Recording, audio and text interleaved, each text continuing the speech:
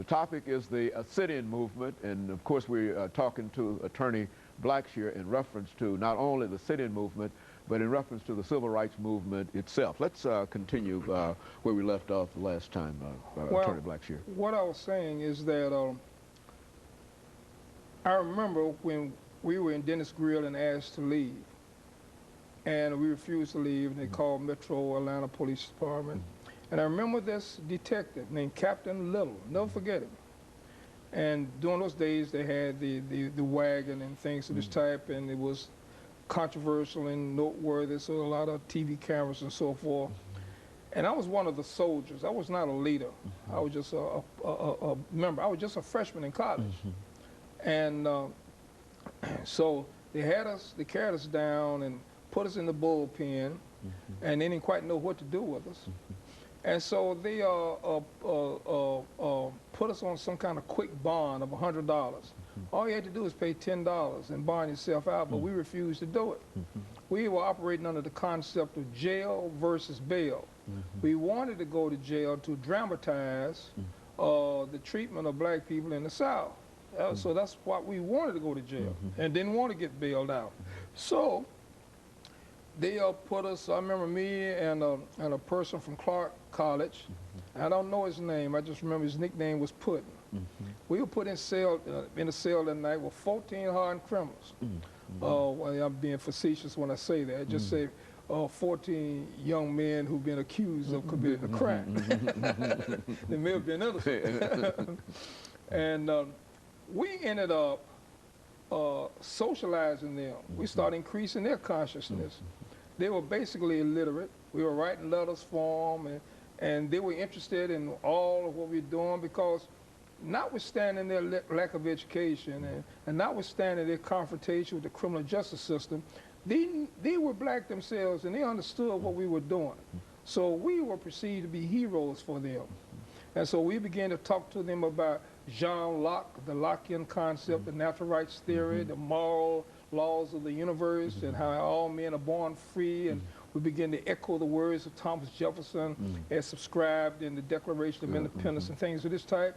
And so the jail keepers didn't like that because we were arousing the consciousness of the inmates. So we were let out anyway, whether we posted They didn't bail want you or there. not. We didn't have to pay the $10 to turn us loose.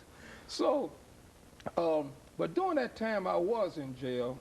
You know, we busted the rocks on the chain gang from on the Highway 41 between Atlanta and Marietta. They actually had you. Oh yeah. And so you went through that kind of indignity, but eventually you let out, and then you continue on. You might get arrested again. And so we were all being coordinated by this organization called SNCC, Student Nonviolent Coordinating Committee. Every college, Tennessee State, Morehouse, all the colleges had the little individual student organizational groups that were doing it. You needed one big national organization to coordinate these efforts. And that's why SNCC was formed, out of the necessity to do that. And so Julian Bond, as I said, became the director of communications, and John Lewis became the chairman in 1963. Now, I'll tell you why this is important.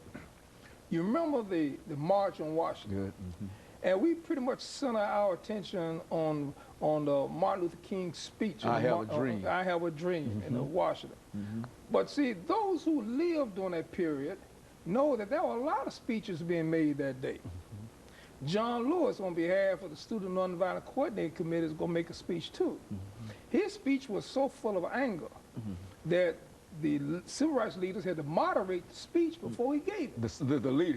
His leaders. Right. And when he gave it, it still was an angry speech. That was during this time that Kennedy was the president of the United States.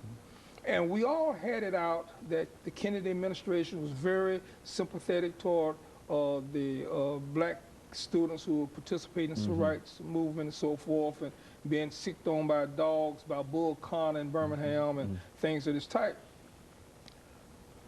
And this March on Washington was a feel-good movement. And not trying to diminish Martin Luther King, but if you look at the speech again, it was a feel-good speech. But when John Lewis got up, John Lewis made the statement that, oh, why are we up here trying to make everybody feel good? There are a lot of starving brothers who can't afford transportation costs to be here. He began to challenge President Kennedy, which nobody else did. He said, why aren't your troops down there in Americus, Georgia, where they are killing the black kids now for demonstrating? Why aren't your troops in Danville, Virginia, when you got young black people having a death penalty imposed upon them for doing no more but engaging in peaceful demonstration? And Lewis kept talking that way, and finally he ends up saying, he said, all of you may be up here trying to make us all feel good, but as members of the Student Nonviolent Coordinating Committee, I'll tell you, there will not be a cooling off period.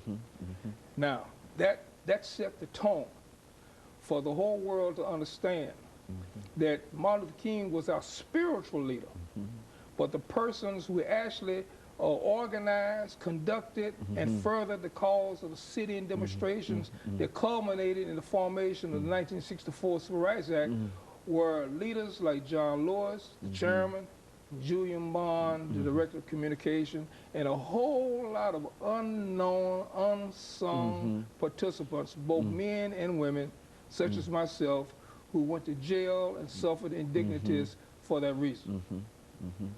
And it was more than sit-ins. We also participated in boycotts.